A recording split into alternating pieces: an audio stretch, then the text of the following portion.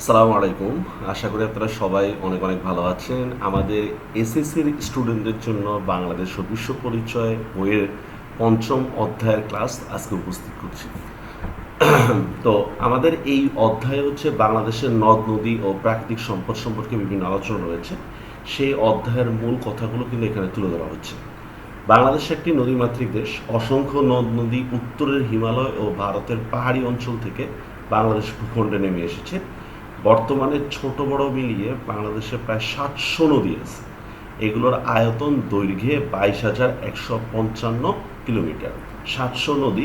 তবে আন্তর্জাতিক নদী বা অন্য দেশের সাথে সীমান্তবর্তী নদী এমন হচ্ছে কিন্তু ৫৭টি।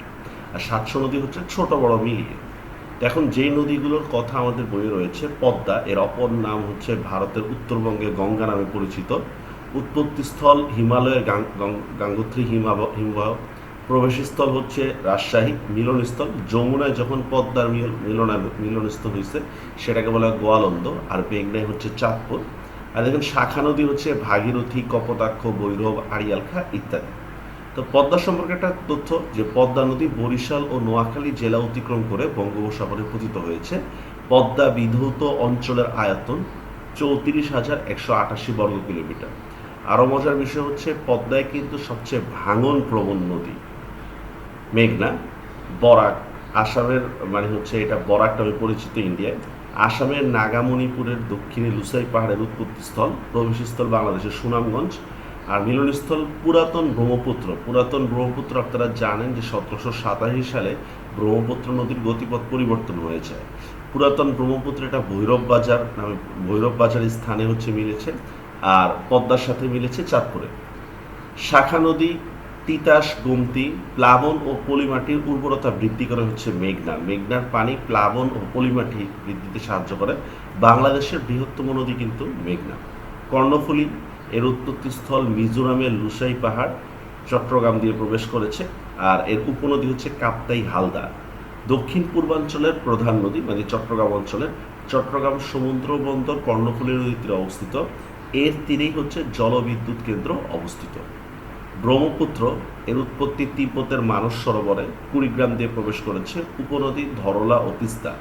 ১৭৮৭ সালে ভূমিকম্পের কারণে ব্রহ্মপুত্রের গতিপথ পরিবর্তিত হয়ে যমুনা নদীর সৃষ্টি হয়। গোমতী, উৎপত্তিস্থল ত্রিপুরা পাহাড়। যমুনা, এর উপনদী হচ্ছে করতোয়া, আত্রাই। আর শাখা নদী ধলেশ্বরী। সাঙ্গু, উত্তর আরাকান পাহাড়ে এর উৎপত্তি। আর বান্দরবনের থানচিতে হচ্ছে এর প্রবেশ করেছে সাঙ্গু নদী। ফেনী, পার্বত্য ত্রিপুরায় উৎপত্তি আর ফেরি দিয়ে প্রবেশ করেছে। মাতামুহুরী, লামার মাইবারে উৎপত্তি, কক্সবাজার দিয়ে প্রবেশ করেছে। আর এর দৈর্ঘ্য হচ্ছে ১২০ কিলোমিটার। মাতামুহুরী, সাঙ্গু এরা কিন্তু মিয়ানমারের সাথে কানেক্টেড নদী কিন্তু আমাদের। তিস্তা, সিকিমের পার্বত্য অঞ্চল আর প্রবেশ করেছে হচ্ছে নীলফামার দিয়ে। ১৭৮৭ সালের প্রবল বন্যায় এইটি ব্রহ্মপুত্রের পরিত্যক্ত গতিপথে পরিণত হয়। বাংলাদেশের উত্তরাঞ্চলে পানি নিষ্কাশন ব্যবস্থায় তিস্তার গুরুত্ব সর্বাধিক। ১৯৯৮ সালে তিস্তা ব্যারেজ প্রকল্পটি নির্মিত হয়। পশুর, এর গভীরতা এত বেশি যে সারা বছর সমুদ্রগামী জাহাজ এর মোহনা দিয়ে মংলা সমুদ্র বন্দরে প্রবেশ করতে পারে। খুলনা বরিশাল নৌপথে পশুর নদী গুরুত্বপূর্ণ ভূমিকা পালন করে। নাফ, বাংলাদেশ মিয়ানমার সীমান্তে অবস্থিত হচ্ছে নাফ নদী। এর গতিপথ হচ্ছে ৫৬ কিলোমিটার। এবার দেখেন বাংলাদেশের অর্থনৈতিক কর্মকাণ্ডের উপর নদীর প্রভাব অপরিসীম। সেচের পানি, শিল্পে ব্যবহৃত পানি, জলবিদ্যুৎ শক্তির কেন্দ্র উৎস হচ্ছে এসব পানি। মৎস্য পরিবহন ও যোগাযোগের গুরুত্বপূর্ণ মাধ্যম এসব নদী। জমির উর্বরা শক্তি বৃদ্ধিতে এসব নদী পলিবহন করে থাকে। এবার দেখেন নদ নদী ও জনবসতির পার্থক্য। সব ধরনের সভ্যতা গড়ে ওঠার পেছনে নদীর গুরুত্ব অপরিসীম। প্রাচীন যুগ থেকেই মানুষ নদীর তীরে সমতল ভূমিতে বসবাস শুরু করে। নদী থেকে মানুষ প্রতিনিয়ত ব্যবহার্য পানি পায়। এছাড়াও কৃষিকাজের জন্য পানির যোগান নদী থেকেই দেওয়া সম্ভব। কৃষিকাজের পাশাপাশি মাছ শিকার ঘনিষ্ঠভাবে জড়িত। ফলে মানুষের সাথে নদীর সম্পর্ক অবিচ্ছেদ্য হয়ে উঠেছে। দেশের অধিকাংশ শহর গঞ্জ বিভিন্ন নদীর তীরে গড়ে উঠেছে। বুড়িগঙ্গার তীরে ঢাকা, কর্ণফুলীর তীরে চট্টগ্রাম, শীতলক্ষার তীরে নারায়ণগঞ্জ, সুরমার তীরে সিলেট ইত্যাদি। এটা কিন্তু কোশ্চেন যে ঢাকা কোন নদীর তীরে, নারায়ণগঞ্জ কোন নদীর তীরে, এভাবে। শিল্প কলকারখানা প্রতিষ্ঠাত নদীর ব্যবহার সবচেয়ে বেশি। আধুনিক পদ্ধতিতে চাষাবাদের জন্য সেচ প্রকল্প গড়ে তোলার ক্ষেত্রে নদীকে বিশেষভাবে বিবেচনা করা হয়। গঙ্গা কপোতাক্ষ সেচ প্রকল্পের মাধ্যমে কুষ্টিয়া, যশোর ও খুলনা জেলার বিস্তীর্ণ অঞ্চলে সেচের ব্যবস্থা করা হচ্ছে। কর্ণফুলী মাতামুহুরী প্রকল্পের কারণে 10 লক্ষ একর জমিতে কৃষিজ ফলন হচ্ছে। কাপ্তাই বাঁধের কারণে জলবিদ্যুৎ উৎপাদন করা হচ্ছে। এই বাঁধের মাধ্যমে চট্টগ্রাম অঞ্চলে ভয়াবহ বন্যা থেকে রক্ষা করা সম্ভব হয়েছে। নদী না থাকলে কৃষি যোগাযোগ অনেকাংশ ব্যাহত হবে, তাই মানুষের জীবন ধারণের জন্য নদীকে বাঁচিয়ে রাখা আবশ্যক। মানে এখানে নদীপথের গুরুত্ব তুলে ধরা হয়েছে। বাংলাদেশে অঞ্চল ভেদে পানির অভাবের কারণ ও প্রতিকার। বাংলাদেশের নদী সমূহে উজান থেকে প্রচুর পানি আসে। এসব পানিতে প্রচুর পলি থাকে, যা নদীর তলদেশ জমাট হয়ে বরফ ভরাট হয়ে যায়, ফলে নদীগুলোতে চর পড়ে। উত্তরবঙ্গ ও দক্ষিণাঞ্চলের এমন অসংখ্য নদী মৃত নদী নামে পরিচিত পেয়েছে। এই জন্য নদীর তলদেশ খনন করা প্রয়োজন। যদিও বাংলাদেশের নদী খনন উদ্যোগ তেমন জোরদার নয়, কারণ নদীকে যদি আপনি খনন না করেন তাহলে নদী কিন্তু পলি পড়ে কিন্তু ভরে যাবে, মানে ভরা নদী কিন্তু মরা নদী হয়ে যাবে। বাংলাদেশের অনেক নদীর উৎপত্তিস্থল ভারতে। ভারত অনেক নদীতে বাদ দেওয়ায় নদীগুলোতে মৌসুমি পানির প্রবাহ কমে গেছে, ফলে তিস্তা, কপোতাক্ষ, গঙ্গা সহ অনেক নদী শুকিয়ে গেছে। ফারাক্কা বাঁধ নির্মাণের ফলে দেশের উত্তর পশ্চিম অঞ্চলে ভয়াবহ অবস্থা তৈরি হয়েছে। বিশেষ করে শুষ্ক মৌসুমে পানির চরম সংকট দেখা দেয়।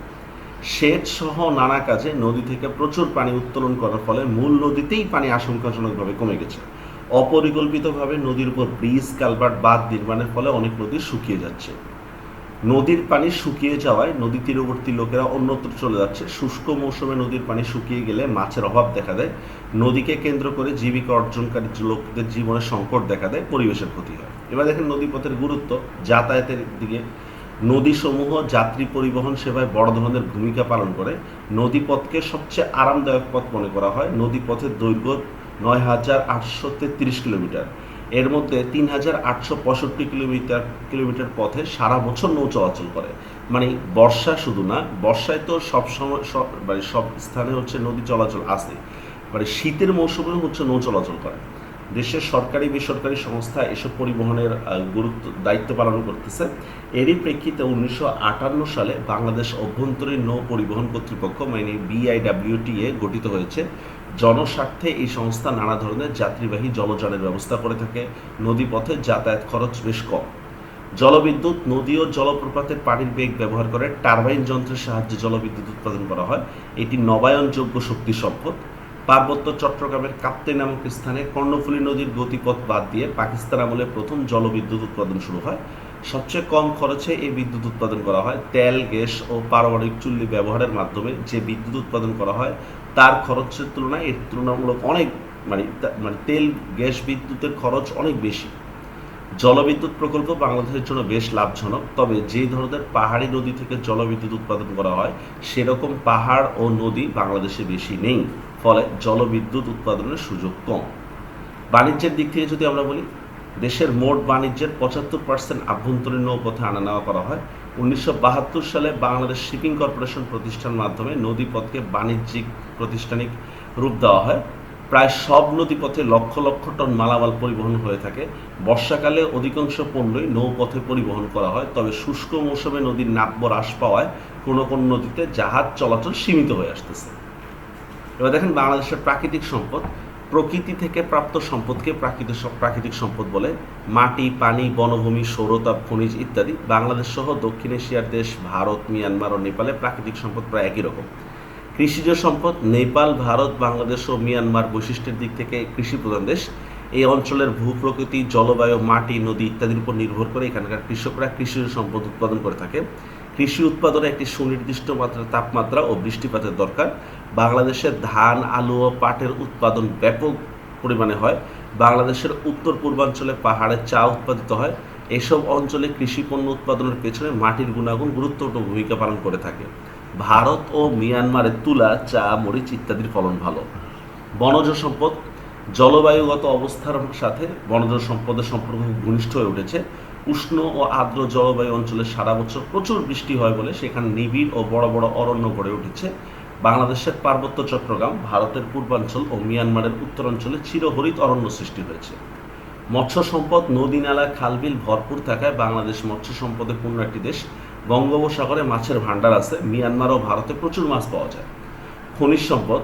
বাংলাদেশের পূর্বাঞ্চলীয় পাহাড়ি জেলাসমূহের মাটির নিচে গ্যাস, কয়লা, তেল, চুনাপাথর ইত্যাদি ধরনের মূল্যবান খনিজ পদার্থের সন্ধান পাওয়া গেছে। এসব সম্পদ আহরণ করে দেশের গ্যাসের চাহিদা মেটানো হচ্ছে। মিয়ানমার খনিজ সম্পদে বেশ অগ্রসর অবস্থানে আছে, তুলনামূলকভাবে নেপাল পিছিয়ে আছে। সৌরশক্তি, নিরক্ষীয় নিম্ন অক্ষাংশ অঞ্চলে সূর্য প্রায় সারা বছর লম্বভাবে কিরণ দেয়। দক্ষিণ এশিয়ার দেশগুলো সহজে প্রচুর সৌরশক্তি পেয়ে থাকে। এসব অঞ্চলে তাপমাত্রা কখনো হিমাঙ্কের নিচে নামে না। ইউরোপের অনেক দেশ তেমন সূর্যের আলো পায় না, সূর্য সেখানে বাঁকা করে আলো দেয়। সৌরশক্তিকে কাজে লাগিয়ে আমরা বিদ্যুৎ উৎপাদন করতে পারি। তার মানে হচ্ছে বাংলাদেশের বিভিন্ন সম্পদ নিয়ে আলোচনা করা হলো, প্রাকৃতিক সম্পদগুলো। এবার দেখেন পানি সম্পদ ব্যবস্থাপনার গুরুত্ব কি। জীবজগতের অস্তিত্বের জন্য পানি অত্যন্ত গুরুত্বপূর্ণ। কৃষি ও শিল্পের বিকাশে পানির ব্যবহার অপরিহার্য। বৃষ্টি থেকে পর্যাপ্ত পানি পাওয়া গেলে শীত ও গ্রীষ্মকালে পানির অভাবে কৃষি ও শিল্প সংকটাপন্ন হয়ে ওঠে, যে কারণে সারা বছর পানির প্রাপ্তি, প্রবাহ, বন্টন নিশ্চিত রাখতে পারি। পানির পরিকল্পনা, প্রাপ্যতা ও ব্যবহারকে পানি ব্যবস্থাপনা বলা হয়। আচ্ছা, পানি ব্যবস্থাপনার জন্য যে উদ্যোগগুলো নেওয়া যেতে পারে: পরিবেশ সংরক্ষণ, পানির সদ্ব্যবহার নিশ্চিত করা, নদ নদীর নাব্য সংকট দূর করা। দেশের নদীগুলো পলি পড়ে ভরাট হয়ে যাচ্ছে, প্রতি বছর দেশের অনেক অঞ্চলে বন্যা কবলিত হয়ে দূষিত হচ্ছে। এসব থেকে পরিত্রাণের জন্য বাঁধ দিতে হবে। অনেক নদী শুকিয়ে যাচ্ছে, প্রয়োজনে নদী খনন জরুরি। সংযোগ খাল ও রিজার্ভার খনন করা, লবণাক্ততা দূর করা, নদী ভাঙন রোধ করা, বিজ্ঞান ও প্রযুক্তির যথাযথ ব্যবহার। এবার দেখেন বাংলাদেশের বনভূমির শ্রেণীবিভাগ। বনভূমি কাকে বলে? বৃক্ষরাজি যে ভূমিতে সমারোহ ঘটায় তাকে বনভূমি বলে। এসব বনে কাঠ, মধু, মোম ইত্যাদি বন সম্পদ পাওয়া যায়। একটি দেশের মোট আয়তনের 20 থেকে 25% বনভূমি থাকা প্রয়োজন। বাংলাদেশে পর্যাপ্ত বনভূমি নেই। বাংলাদেশে 13% বনভূমি আছে। মানুষের ঘর বাড়ি ও আসবাবপত্র তৈরির জন্য কাঠের প্রয়োজন। এই কাঠ সংগ্রহ করার উপলক্ষে ক্রমেই বনভূমি কমে যাচ্ছে। জলবায়ু ও মাটির ভিন্নতার কারণে এক এক অঞ্চলে এক এক ধরনের বনের সৃষ্টি হয়েছে।